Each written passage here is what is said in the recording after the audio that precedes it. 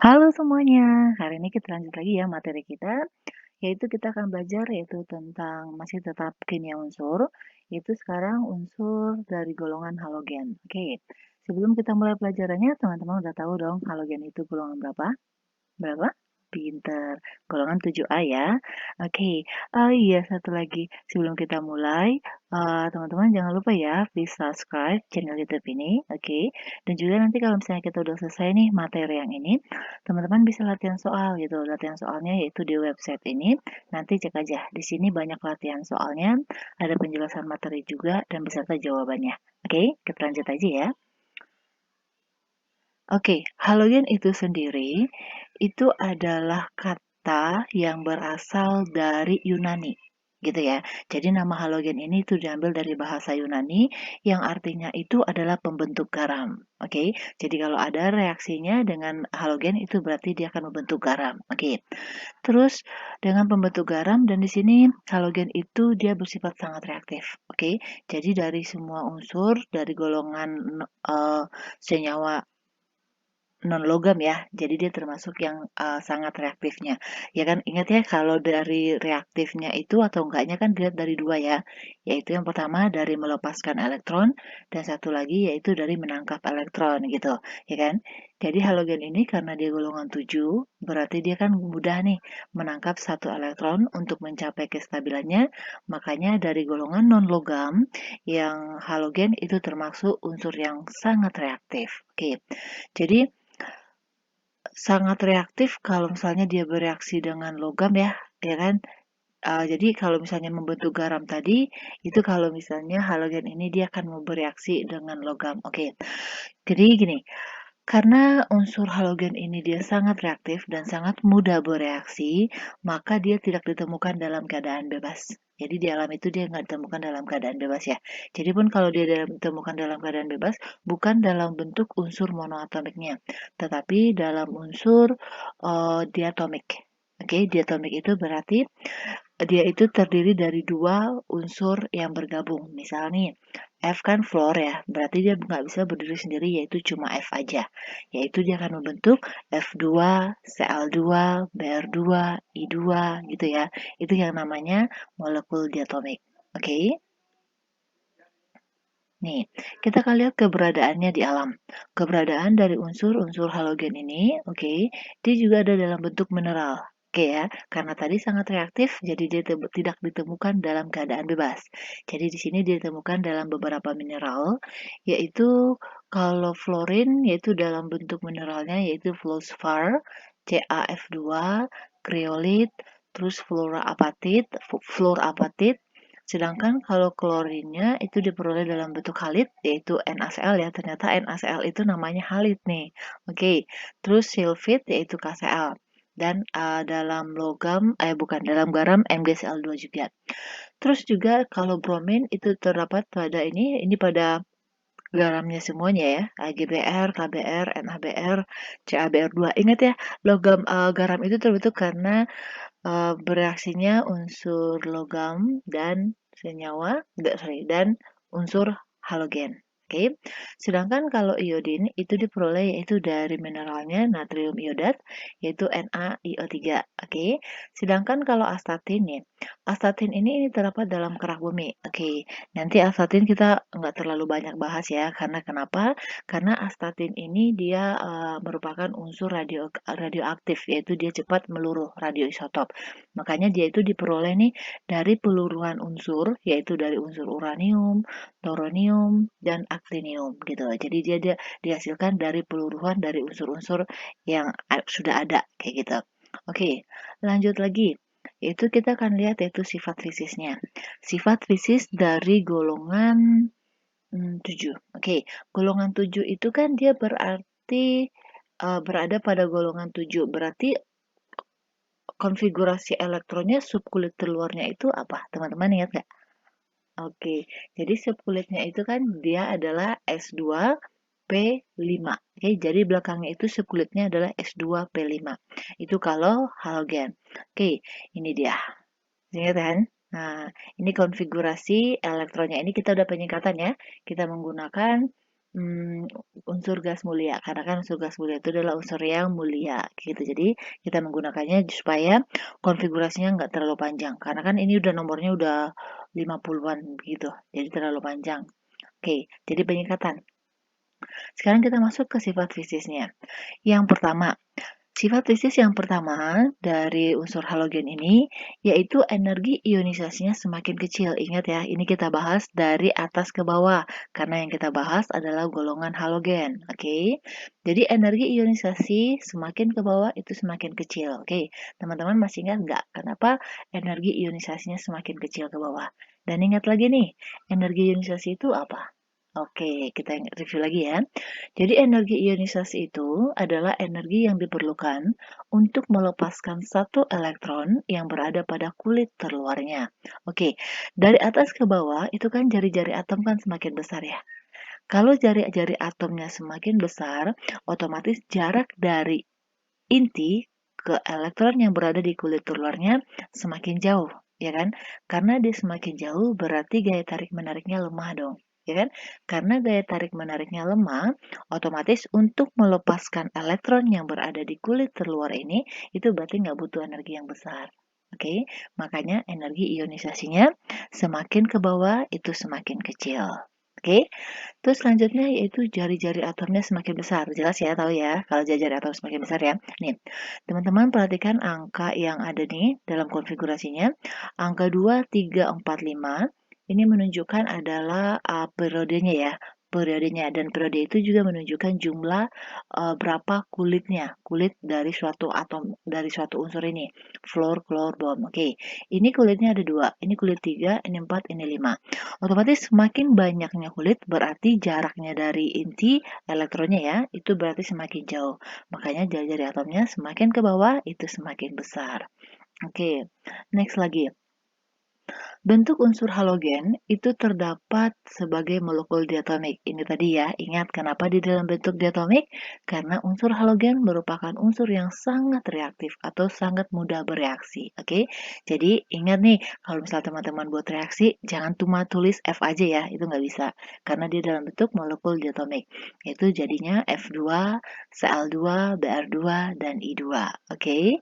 Terus selanjutnya yaitu keelektronegatifan semakin kecil. Oke, teman-teman masih ingat nggak keelektronegatifan itu apa? Oke, jadi keelektronegatifan itu adalah kecenderungan suatu atom untuk menangkap elektron, oke, yang berada di kulit terluarnya ketarik ke arah dia untuk membentuk ikatan kimia, gitu. Ingat ya, dia tidak membentuk ion negatif. Kalau membentuk ion negatif itu adalah pengertian dari afinitas. Oke, dari atas ke bawah tadi ya jari-jarinya kan semakin besar nih. Jadi gini, keelektronegatifan itu ada hubungannya dengan jari-jari atom. Oke ya, jadi jari-jarinya kan jaraknya dari inti ke kulit terluar itu kan jauh, ya kan? Jaraknya jauh, otomatis gaya tarik menariknya semakin lemah dong. Jadi karena dia jauh, berarti dia susah dong menarik elektron yang berada di luar, ya kan? Jadi dia lebih gampang untuk melepaskannya. Makanya kalau dari atas ke bawah, itu keelektronegatifannya semakin kecil. Oke, next lagi. Titik didih dan titik lelehnya semakin besar. Oke, nanti kita jelasin ya yang ini ya. Jadi ingat ya, titik didih sama titik lelehnya itu semakin ke bawah, dia semakin besar. Beda ya, kalau golongan logam, dia semakin kecil. Kalau ini, kalau non logam, dia ke bawah itu semakin besar. Oke, pada umumnya daya hantar panas dan listriknya semakin kecil. Walaupun ini dia nggak secara periodik dari atas ke bawah itu semakin kecil ya. Jadi ada gelombang, ada naik, ada turun kayak gitu. Jadi ini pada umumnya daya hantar panas dan daya hantar listriknya itu semakin ke bawah semakin kecil. Oke, kita lihat penjelasannya yang titik didih sama titik lelehnya ya. Oke, jadi kita bisa jelasin dari struktur halogennya. Jadi tadi ya ingat struktur halogen itu dia dalam bentuk molekul diatomik. Teman-teman ingat lagi nih. Kalau diatomik kan berarti F2, Cl2, Br2, I2. Oke. Kalau kita lihat dari segi dia polar atau non polar, teman-teman masih ingat nggak gimana cara nentuinnya? Oke, kita ambil contoh sekarang F ya. Jadi F itu ada 2 gitu. Jadi F berikatan dengan F. Masing-masing mereka membentuk ikatan kovalen. Jadi mereka berikatan bentuk ikatan kovalen, ya kan? Karena masing-masing F-nya itu membutuhkan satu elektron, ya kan? Ingat ya, karena elektron valensinya kan ada 7 ya. Berarti cuma butuh satu elektron.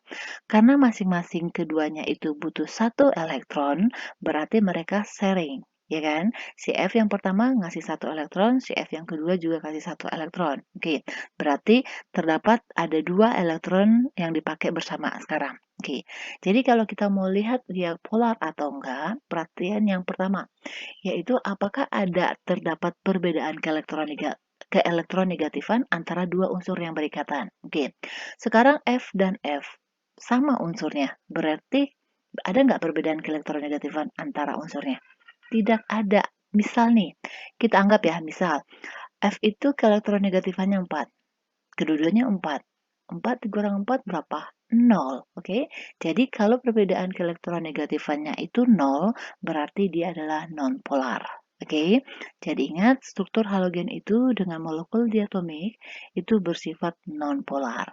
Oke, dan dari dia sifatnya non-polar, ini terdapat kalau misalnya dia berikatan ya, ada terbentuk gaya dengan unsur molekul yang lain. Jadi nanti dia akan membentuk yang namanya ada gaya Van der Waals, gaya London. Oke, jadi ini kan tadi kan terbentuknya dengan ikatan kovalen. Oke, jadi dari atas ke bawah itu jari-jari kovalen dari molekul diatomik yang berikatan ini semakin besar. Oke, jadi karena dia semakin besar sehingga kalau ada terdapat gaya atau berikatan nih dengan molekul yang lain, sesama non-logam ya, itu akan terbentuk gaya London. Oke, jadi gaya London yang di sini itu terbentuk karena molekulnya itu yang berikatan itu tolak menolak, yaitu terbentuk karena sifatnya non-polar. Ingat lagi ya, kalau dia gaya London kan berarti dia polar, kalau dia gaya London itu berarti terbentuk antara molekul non-polar sama non-polar. Oke, dan gaya non-London ini mempengaruhi yaitu ada berapa jenis pengaruhnya. Yang pertama titik didih dan titik leleh. Oke, gini. Kalau gaya London ini itu dipengaruhinya jadi gini, semakin besar jumlah atom dari atas ke bawah kan jumlah atom semakin besar ya. Semakin besar jumlah atomnya berarti gaya Londonnya itu semakin besar. Oke, jadi gaya Londonnya itu semakin besar, berarti kekuatannya makin besar dong. Itu yang mengakibatkan kenapa dari atas ke bawah dalam satu golongan halogen itu titik didih dan titik lelehnya besar. Oke, karena gaya Londonnya itu semakin besar.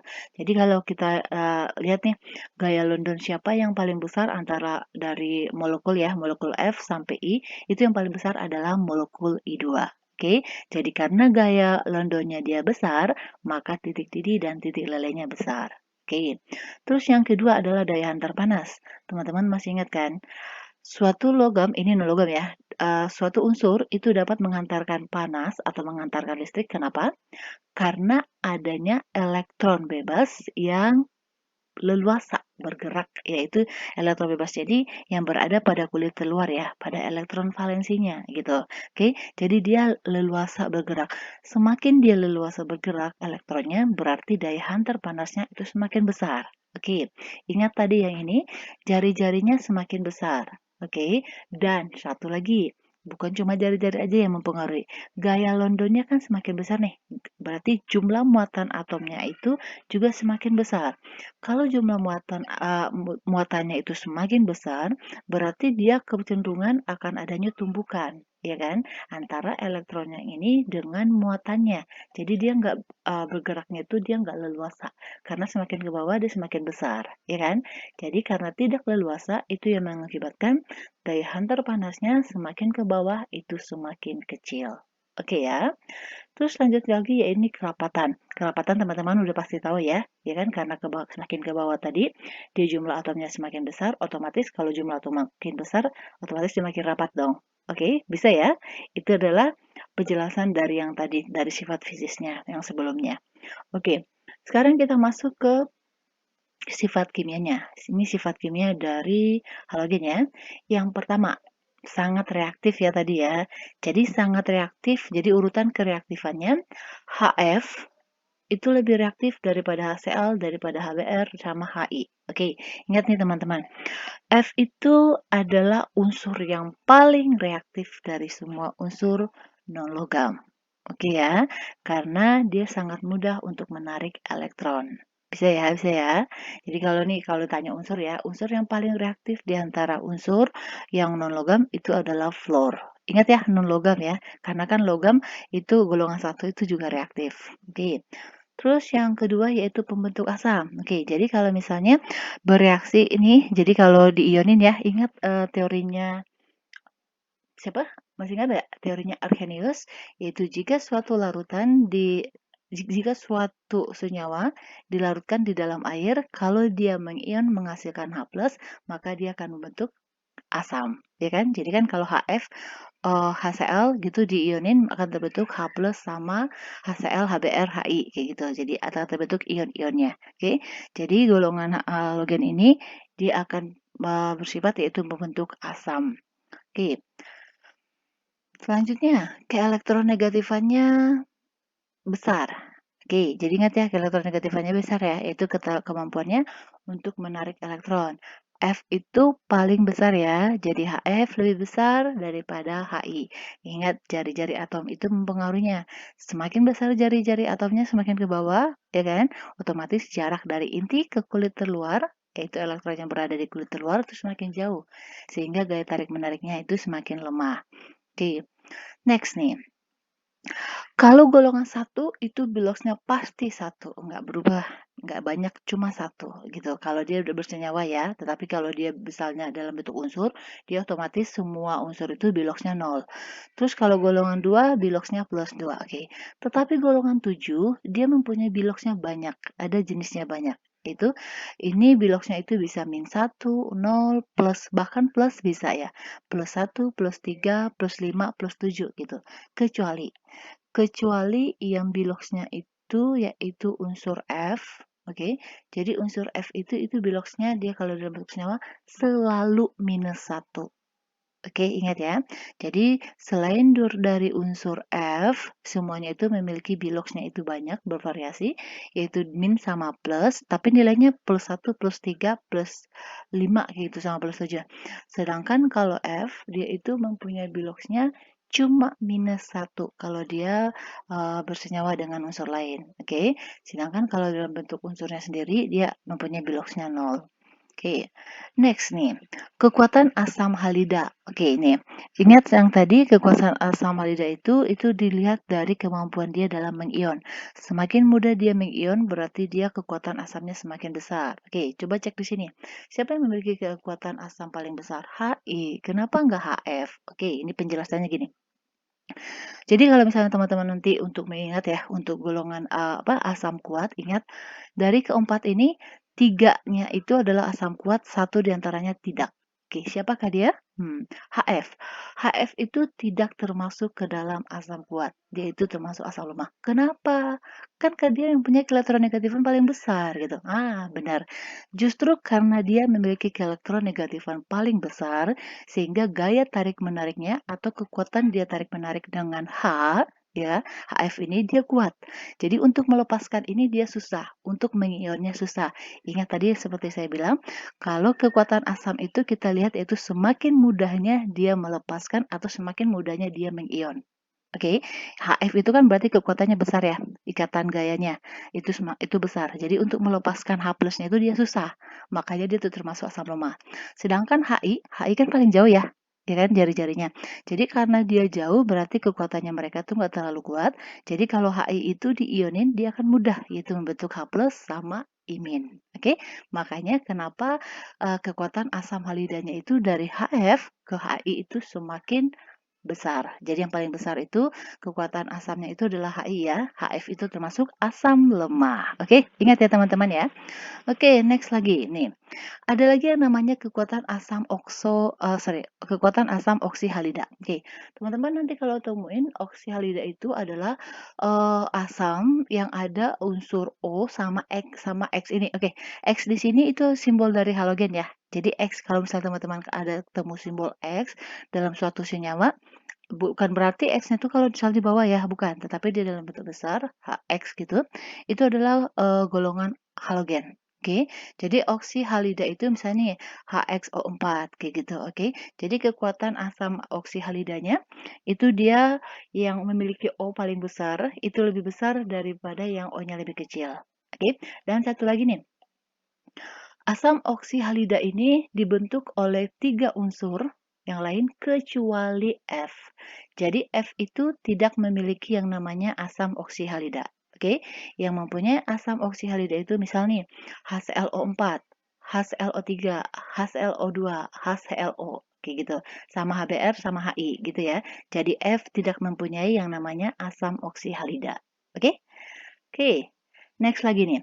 Ingat seperti yang tadi teman-teman, apa unsur halogen itu dia membentuk yang namanya molekul diatomik, ya kan? Molekul diatomik berarti F dengan F, Cl dengan Cl, Br dengan Br gitu ya. Berarti dia polar atau nonpolar? Pinter, nonpolar. Karena dia merupakan molekul nonpolar, jadi ingat ya, nonpolar dia itu larutnya dalam nonpolar, benar. Air itu polar atau nonpolar? Air itu polar, oke? Makanya kelarutannya dalam air itu dari atas ke bawah dia semakin menurun. Oke? Jadi unsur golongan halogen ini dia itu lebih gampang larut di dalam pelarut nonpolar. Contohnya adalah CCl4, tetraklorokarbon, sama ini klorofrom. Oke, jadi dia lebih mudah larut di dalam pelarut nonpolar. Oke ya, next lagi. Ini wujud dan warnanya. Oke, jadi dia memiliki warna. Ada juga wujudnya. Oke, ini fluor sama klor itu dalam bentuk gas. Oke, sedangkan brom itu bromin ya, itu dalam bentuk cair dan iodinnya itu dalam bentuk padat. Oke, jadi nggak semuanya dalam bentuk gas.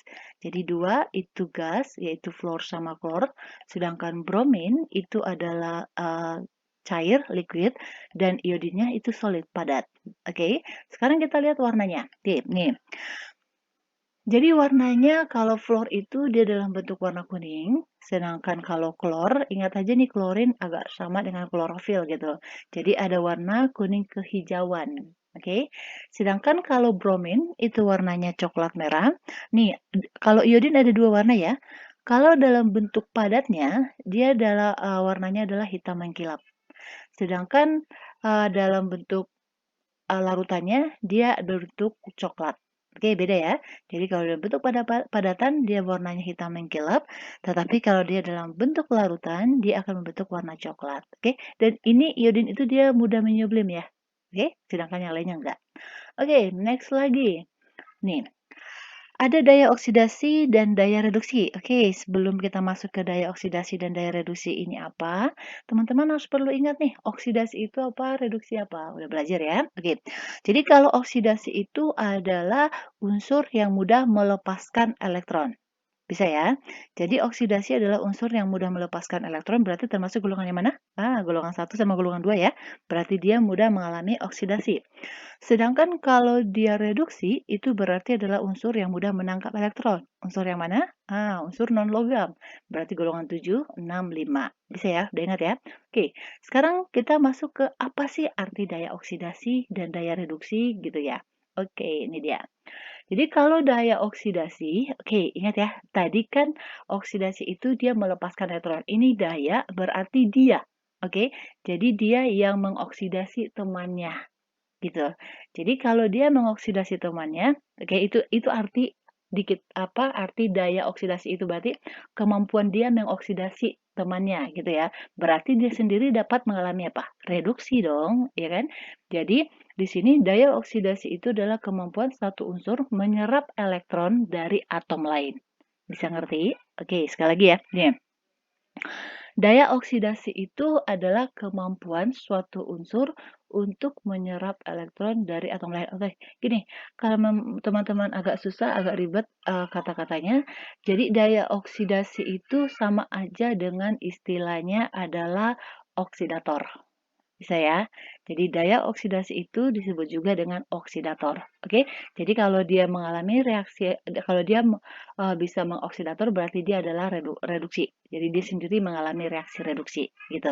Jadi daya oksidasi itu adalah suatu unsur yang mampu menyerap elektron dari atom lain. Oke. Nih, contohnya gini. Ketentuannya ya. Jadi semakin positif nilai E0-nya, E0 itu tahu ya potensial reduksinya. Jadi semakin besar nilai E0-nya, berarti semakin besar daya oksidasinya. Oke ya, bisa ya. Jadi semakin besar, semakin positif nilai NO-nya atau potensial reduksinya, berarti dia semakin besar daya oksidasinya. Oke, terus kalau daya reduksi sekarang apa? Daya reduksi berarti nama lainnya oksidator ya.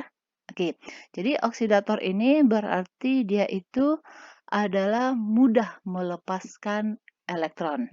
Oke, jadi mudah melepaskan elektron dari atom lain, kayak gitu. Jadi kalau daya reduksi itu berarti melepaskan elektron, yaitu atom yang mudah melepaskan elektron dari atom lain, kayak gitu. Oke, kalau ini semakin negatif nilai NO-nya, berarti semakin besar daya reduksinya. Oke, jadi dia semakin mudah untuk mereduksi yang lainnya. Oke, saya ini dia contohnya. Ini fluornya, ini berarti mengalami reaksi oksidasi ya? Oh, bukan, sorry. Ini reaksi reduksi, karena kan dia menangkap elektron, ya kan? Jadi dia menangkap elektron, itu terbentuk E0-nya. Oke, perhatiin. Nilai E0 yang paling positif siapa? F ya, iya kan?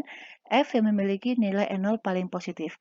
Berarti F ini dia memiliki sifat reduksi. Reduksi yang paling besar. Oke, jadi dia memiliki reduksi paling besar berarti dia memiliki benar. Daya oksidasi yang paling besar. Oke, jadi semakin positif nilai E0-nya berarti daya reduksinya, daya oksidasinya itu dia semakin besar. Oke, jadi dia mengoksidasi temannya itu dia semakin besar. Itu kalau nilai E0-nya semakin besar, oke? Sedangkan kalau nilai E0-nya itu semakin kecil, berarti dia semakin besar nilai reduksinya. Siapa yang paling besar nilai reduksinya? Yaitu si iodin. Oke, karena kan di sini dari datanya I2 itu atau iodin itu memiliki E0 yang paling kecil dari antara 4 ini. Oke, selanjutnya berarti semakin ke atas makin besar ya. Oke, nih apalagi nih gitu. Oke, teman-teman pasti nanti akan mendengar ada namanya reaksi pendesakan. Oke, pendesakan ya. Jadi ini akan kita lihat, ingat-ingat yang tadi ya. Kalau semakin ke bawah, daya apanya semakin besar? Daya reduksi atau oksidasinya? Oke, ini. Jadi daya oksidasi halogen itu berkurang dari FKI. Jadi semakin ke bawah, dia daya oksidasinya semakin kecil. Berarti daya oksidasi yang paling besar itu dimiliki oleh si F tadi ya. Kalau dari atas ke bawah juga, itu daya reduksinya yang semakin besar. Oke, nih. Sekarang kita lihat nih daya pendesakannya ya. Berarti gini, ini daya oksidasi halogen. Ini halogen dulu ya. Nanti ada dua nih. Ada halogen sama ion halida. Ion halida itu yang F-, Cl-, Br-, I-. Itu namanya ion halida. Oke. Jadi daya oksidasi halogen itu berkurang dari FKI. Oke. Yang berarti jadi F ini dia itu dapat mengoksidasi ion halidanya. Oke, dapat mengoksidasi ion Cl-, Br-, I-. Oke, contohnya seperti ini.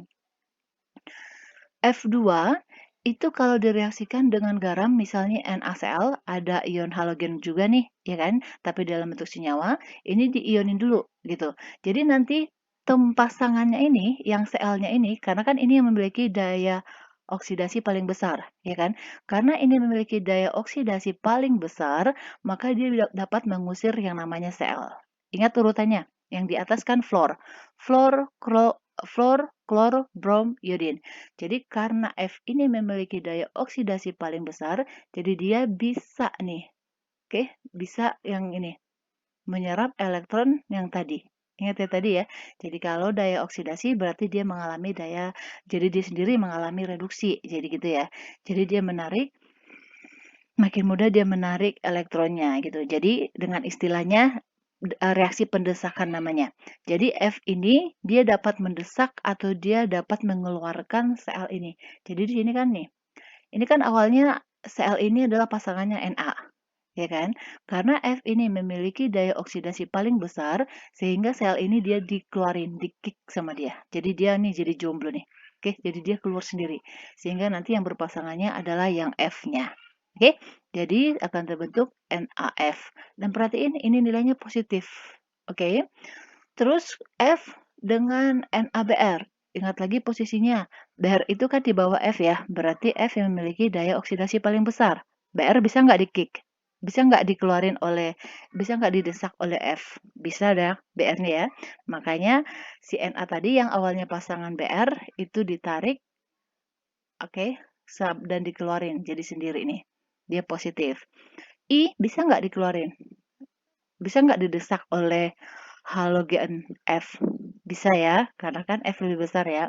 Nih, sedangkan nih Cl. Cl bisa nggak mendesak F? Apakah nilai Cl daya oksidasinya lebih besar daripada F? Salah. F itu kalau dibandingkan sama Cl itu dia lebih besar sifat dia memiliki daya reduksi paling besar, bukan daya oksidasi. Oke, makanya di sini kalau dipaksain ini reaksi terjadi kayak gini, kita buat reaksinya ya. Hasilnya gini, NO-nya negatif. Oke, Cl bisa nggak mendesak Br? Ingat posisinya, Br itu di bawah Cl, berarti bisa ya. Ini nilainya positif. Terus Cl bisa nggak mendesak I? I di bawah Cl ya, bisa, NO-nya positif. Oke, terus Br bisa nggak mendesak F? Nggak bisa ya, dia udah di bawah nih, nggak bisa. Br bisa nggak mendesak Cl? Nggak bisa. Br bisa nggak mendesak I? Bisa ya, karena kan I itu berada di bawah dari Br, berarti dia bisa mendesaknya. Oke, terus kalau I bisa nggak mendesak? Oke, ingat ya, fluor, klor, brom, iodin.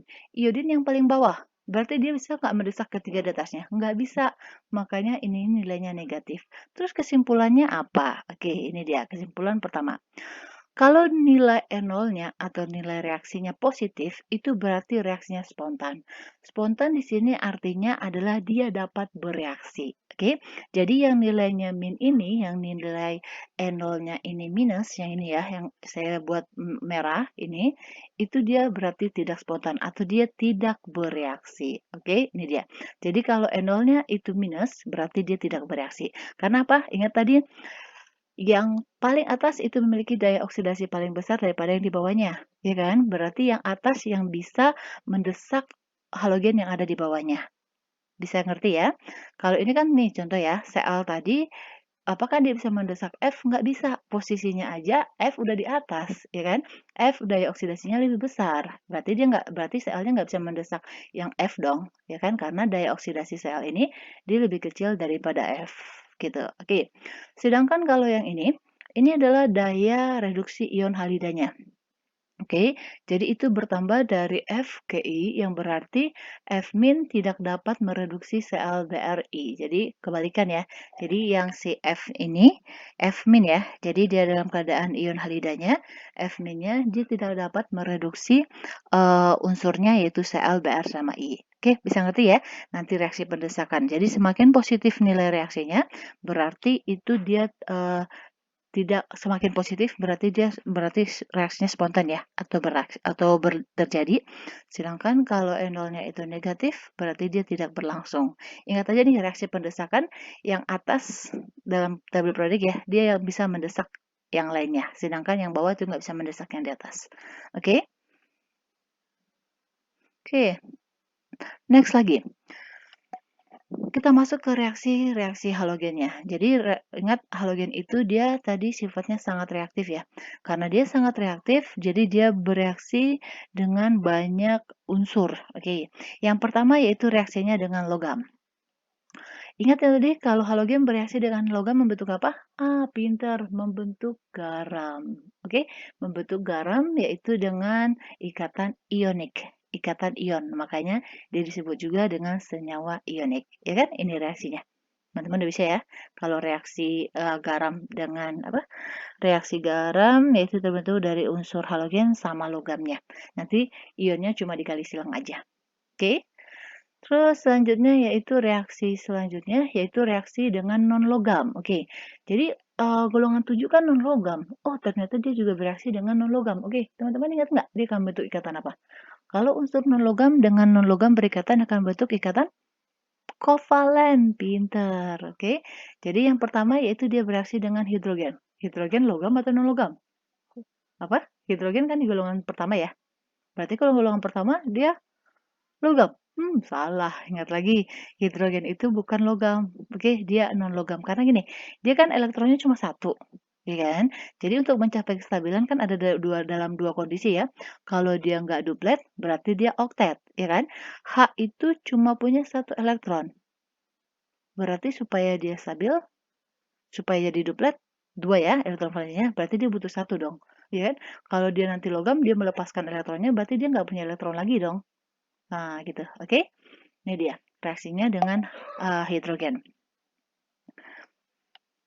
Jadi semuanya bisa bereaksi dengan dengan senyawa halogen ya. Jadi F, H sama F jadi HF, HCl, HBr, HI gitu. Jadi dia membentuk asam. Oke, itu namanya senyawa hidrogen halida. Sama satu lagi dia juga bereaksi dengan logam halidanya, yaitu dengan logam halida yang unsur non-logamnya ya, seperti karbon, ya kan, fosfor, silikon, itu juga termasuk ke dalam unsur non-logam. Jadi dia bereaksi sesama non-logamnya. Jadi semuanya ini itu nanti akan membentuk yaitu ikatannya ikatan kovalen, sehingga senyawanya disebut juga senyawa kovalen ya. Oke ya, bisa ngerti ya? Oke, next lagi. Reaksi dengan air. Oke, ingat nggak tadi? Dia bisa nggak bereaksi dengan air? Bisa, tetapi semakin ke bawah dia semakin kecil. Kenapa? Karena dia bersifat non-polar. Oke, jadi semakin ke bawah makin kecil. F dia masih bisa, nanti akan terbentuk HF. Ini reaksinya berlangsung hebat ya. Jadi karena air ini yang terbakar di dalam fluorin. Oke, jadi yang paling besar, yang paling hebat reaksinya itu dengan air yaitu cuma fluor. Sedangkan yang lainnya, nih, ya kan, ingat tadi dia itu berarti non-polar, berarti semakin ke bawah dia semakin susah larut dalam air, karena air itu kan polar. Oke, jadi dia lebih gampang larutnya itu di dalam pelarut nonpolar. Oke, jadi kalau misalnya dia bereaksi dengan air, dia nanti akan membentuk namanya reaksi disproporsionasi. Teman-teman masih ingat kan reaksi disproporsionasi itu apa? Yang biloxnya, ya kan? Yang bisa dua. Oke, sedangkan ini nanti senyawanya itu yang terbentuk adalah oksohalogen dan asam alida. Itu kalau tiga unsur di bawah dalam golongan halogen bereaksi dengan air. Jadi dia akan membentuk yang namanya senyawa oksohalogen. Oke, oksohalogen itu yang ini. HOCl, HOBr, HOI. Oke, ini yang termasuk ke dalam senyawa oksohalogen. Sedangkan asam halida itu yang ini, HCl, HBr, HI. Oke ya, jadi ingat aja kalau oksohalogen itu berarti ada O sama Cl-nya. Oke, oksohalogen. Oke, nanti teman-teman ingat ya, tadi ingat nih, F itu dia bereaksi dengan air ya, bereaksi dengan air dan reaksinya itu sangat hebat.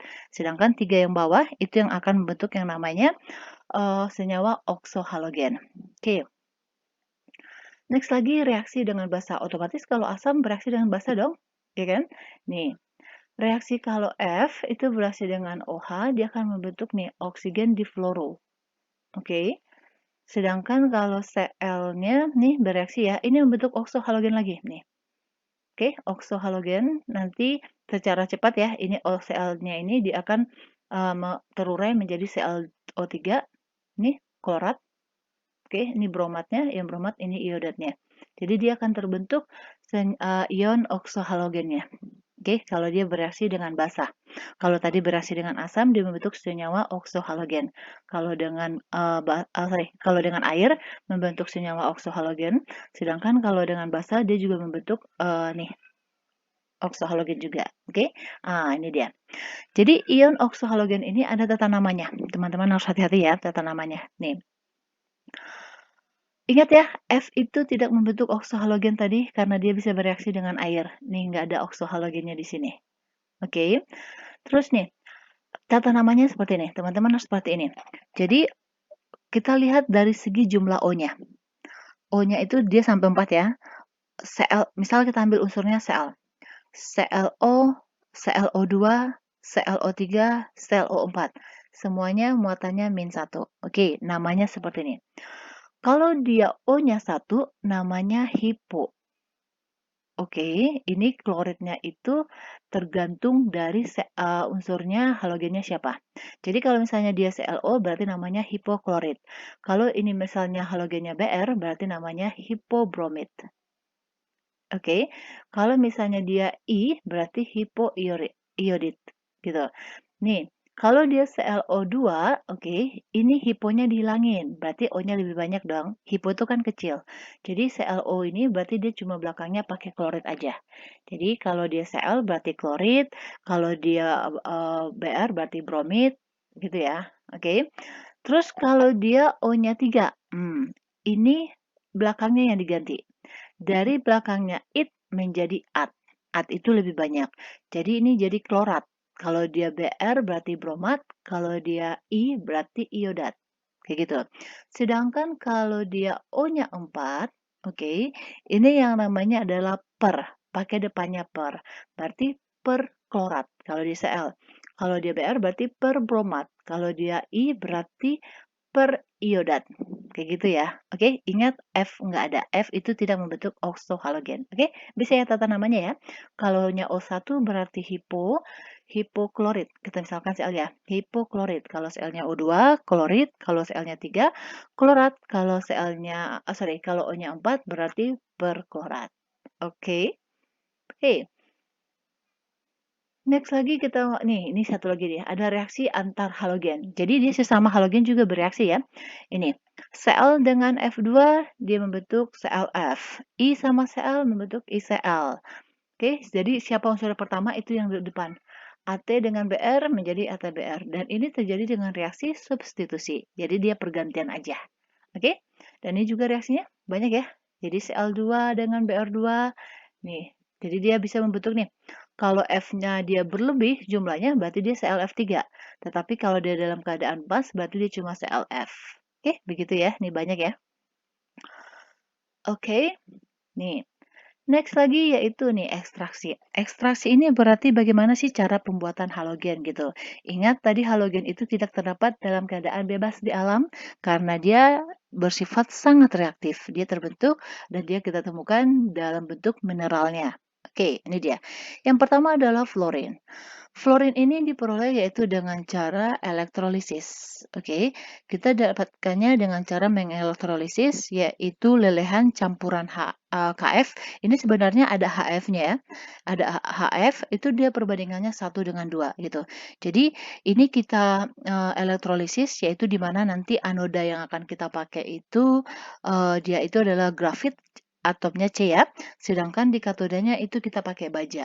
Nanti hasil elektrolisisnya nanti seperti ini. Oke. Jadi di katodanya itu nanti kita akan menghasilkan yang namanya unsur kaliumnya. Sedangkan di anoda ini yang akan kita peroleh adalah fluornya, ya kan? Karena kan yang akan kita cari itu adalah fluornya. Oke, jadi kita akan temukan fluornya itu adalah di anodenya yang tadi dia menggunakan elektrodanya adalah karbon. Oke, bisa ya? Terus selanjutnya adalah nih. Jadi kalau klorin ya, itu kita elektrolisis yaitu dari larutan NaCl. Oke, jadi ini kita elektrolisis. Ingat nih, teman-teman kalau udah belajar ya, ini elektrolisis. Reaksi elektrolisis itu jadi NaCl, Na itu kan dalam bentuk aqua, berarti siapa yang mengalami reaksi reduksi? Berarti airnya. Oke, makanya ini katoda, di sini airnya yang mengalami reaksi reduksi. Oke, jadi 2H2O ditambah 2-min dia menghasilkan ion hidrogen dan ada basanya. Sedangkan Cl itu dia akan mengalami oksidasi sendiri di anodanya. Oke, sehingga menghasilkan Cl. Ini adalah reaksinya. Oke, reaksinya ya setelah ini dicoret. Jadi ada yang sama itu kita coret. Oke, ini elektronnya bisa dicoret. Sehingga ini adalah reaksi yang terjadi di selnya. Oke, dan reaksi keseluruhannya itu adalah yang ini. Jadi kalau NaCl tadi, larutannya itu kita masukin dalam air dalam bentuk larutan, itu dia akan terbentuk ion hidrogen, ada klorin, sama ada basah, NaOH. Oke, bisa ngerti ya? Oke, next lagi yaitu bromin. Kalau bromin dia diperoleh dengan metode oksidasi. Oke, jadi ini kalau bromin ini kita peroleh yaitu dengan oksidasi, yaitu kan ini sumber utama ya. Sumber utama dari bromin itu adalah dari air laut. Oke, jadi ekstraksi bromin dari air laut ini itu kita manfaatkan untuk mengoksidasi klor yang lebih tinggi daripada brominnya. Oke, jadi kita akan oksidasinya, makanya ini kita menggunakan klorin untuk mengoksidasi BR-nya. Oke, sehingga nanti kita dapat nih unsur brominnya. Oke, dan juga nih iodin. Iodin itu kan sumber utamanya adalah natrium iodat ya, yaitu NaIO3.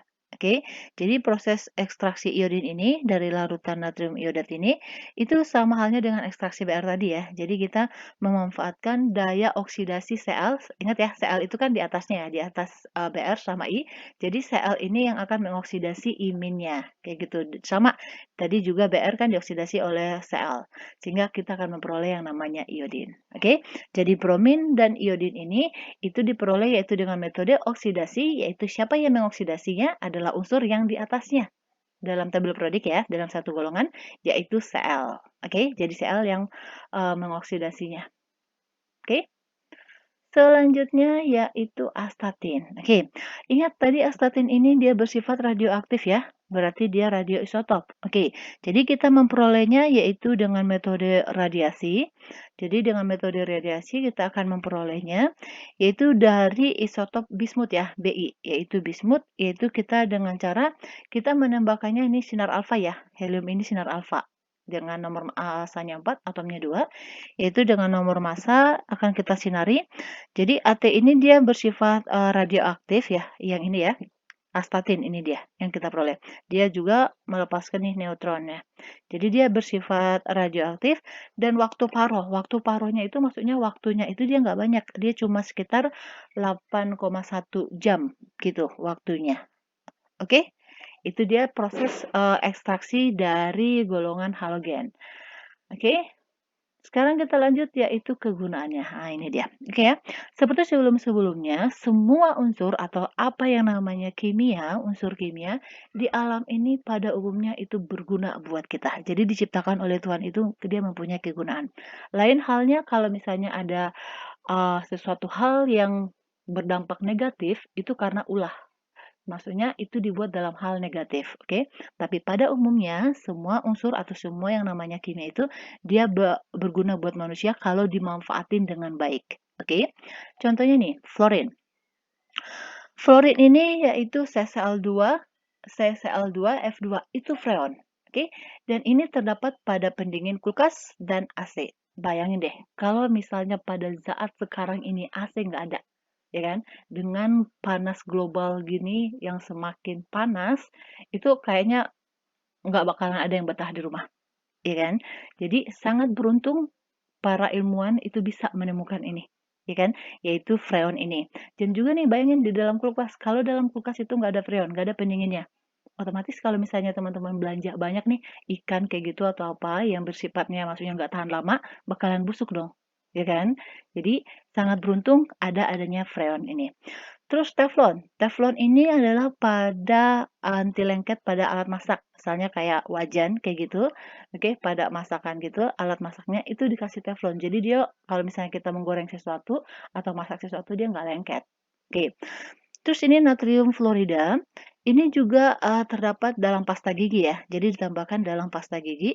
Untuk apa? Itu untuk mencegah kerusakan gigi. Oke, dan natrium fluorida ini juga digunakan untuk pengawet kayu. Oke, jadi supaya kayu itu tahan lama. Misalnya di gudang gitu ditahan, disimpan, dia nggak busuk gitu, nggak banyak rayap yang langsung menggerogotinya gitu. Oke, next lagi yaitu klorin. Oke, klorin itu otomatis teman-teman tahu ya, NaCl garam, ya kan? Itu untuk kita bisa berguna, ya kan? Untuk penambah cita rasa, zat aditifnya kayak gitu.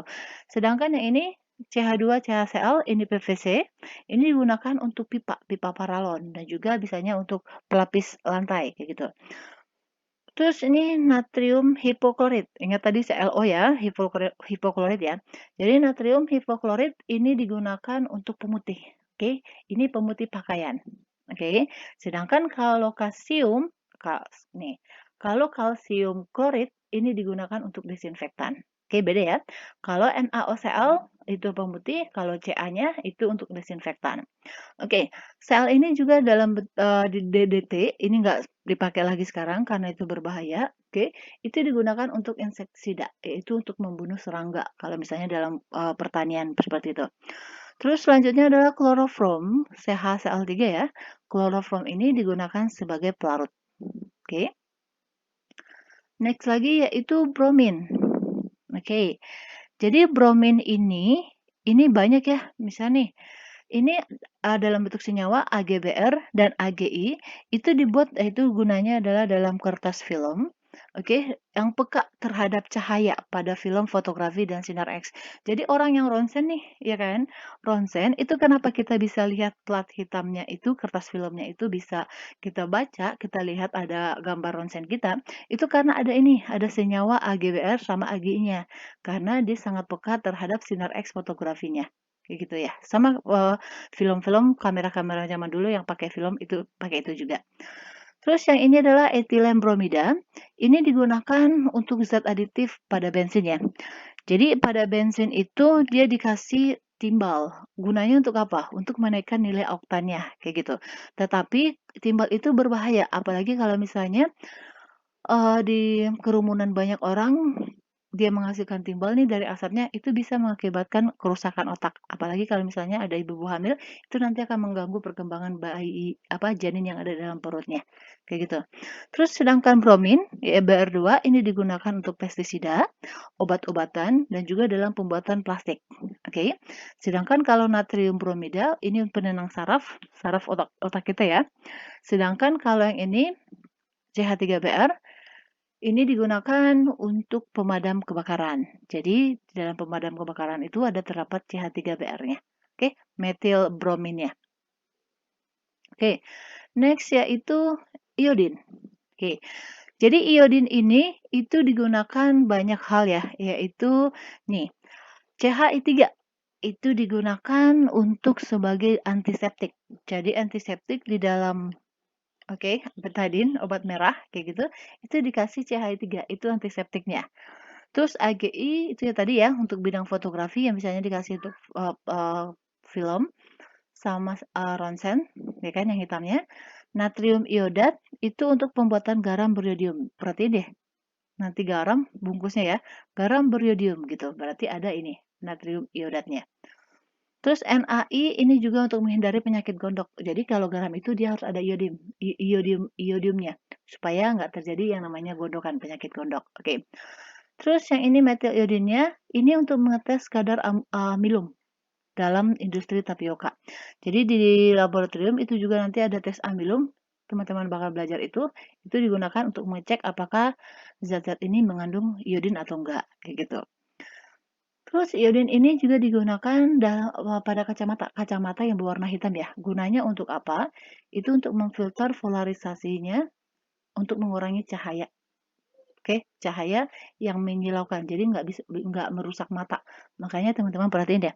Banyak orang yang menggunakan kacamata hitam kalau di bawah sinar matahari gitu ya, supaya itu bisa terfilter. Jadi mengurangi yang namanya silau ke mata karena kalau dicahaya langsung ke mata itu mata kita bisa rusak kayak gitu. Oke, demikian dulu untuk pembahasan kita yang unsur halogen. Oke, dan jangan lupa ya kalau teman-teman mau latihan, ini buka aja nih di website ini, di sini banyak latihan soalnya. Dan jangan lupa juga nih di subscribe ya, dan di share juga buat teman-teman yang lainnya. Demikian dulu ya, terima kasih.